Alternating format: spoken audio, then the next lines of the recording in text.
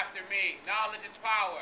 Knowledge is power. Ignorance is bliss. Ignorance is bliss. I will take back the night. I will take back the night. And end this crisis. And end this crisis. Knowledge is power. Knowledge is power. Ignorance is bliss. Ignorance is bliss. I will take back the night. I will take back the night. And end this crisis. And end this crisis. Allow me to tell you a story about women in the Congo. 5 million screams falling on deaf ears. Fatherless children fathered by foreign soldiers. Homes with no husbands. Husbands with no honor.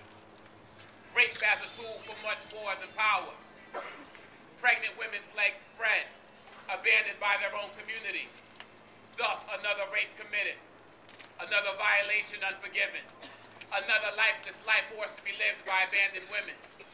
But on behalf of Congolese men worldwide, I ask you to hold your head with pride, because for us your screams were never silent, and we were never compliant in these acts so violent.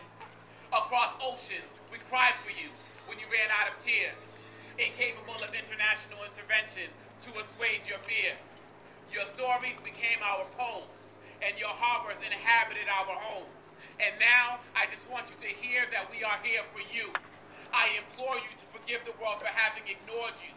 For as they raped you, they said, today you will have husbands. But as we embrace you, I say that today you will have brothers. For all of my Congolese daughters, sisters, and mothers, your struggles are appreciated. Your perseverance is respected. Though human interest has depreciated, I'll ensure that you're no longer neglected. Let these words be your pillow to comfort you in your despair. And let the words of this one man show you that men around the world will forever love you and will always care. Yeah! Woo.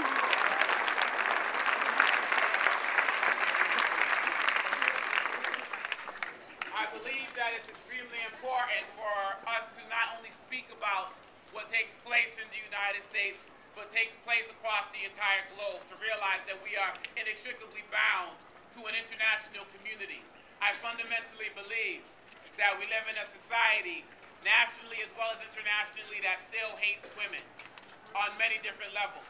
It can be from the sexism that was experienced in the last election on the part of Sarah Palin or Hillary Clinton or Michelle Obama. We saw that. We saw that hatred. We can talk about the things that we see in the music. We can talk about the soap operas that we see, which are soft porn. We can talk about videos like Nelly swiping credit cards to women's butts and tip-filled videos.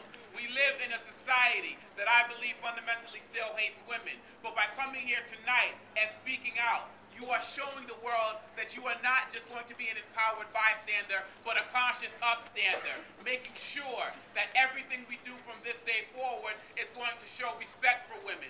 So it's not just tonight when we come out here and speak, it's in everything that you do. When we're laughing at misogynistic jokes, making sure people know that those types of things aren't funny. When you're going home and turning on your radio and listening to My Chick Bad, making sure that you're knowing that you're listening to music and listening to watching films that are putting hatred in your mind towards women. It's every little step from the words we listen to places like the Congo, where people are shoving rifles in the vaginas of women and firing, burning sticks and putting them in their anuses and lighting them on fire and killing them so we can have electronic equipment. Violence against women and hatred against women takes many different forms. So in everything that you do, the way you carry yourselves, men, the language that's used to refer to our women, you must be speaking as somebody who's an empowered upstander. The upstander, because this is not just about what we do tonight.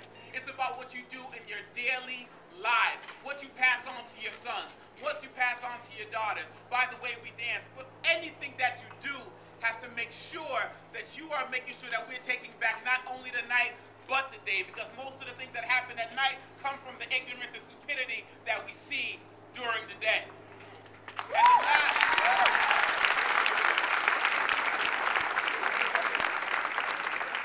the last group that I want to speak to are the people who are going to walk into this chapel and share your stories for the first time and break your silence. Remember that by you speaking, you are literally saving the lives of other people who have not been able to forgive themselves of what they experienced, who have not developed the courage to speak up about what happened. So by breaking your own silence, you are saving lives. I believe that by sharing your story, you have the ability to touch many people. So it's almost criminal to not develop the ability to share your story.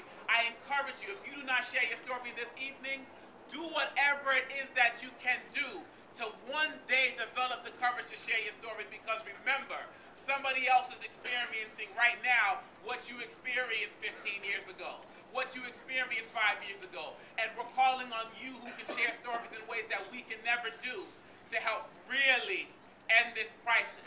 And so we're really ready to take a stand and take back the night and the day and take back the globe and show our appreciation for women.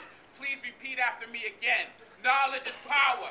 Knowledge is power. Ignorance is bliss. Ignorance is bliss. Take back the night. I will take back the night And end this crisis. and end this crisis. Now let's say it one more time like we actually mean it. Knowledge is power. Knowledge is power. Ignorance is bliss.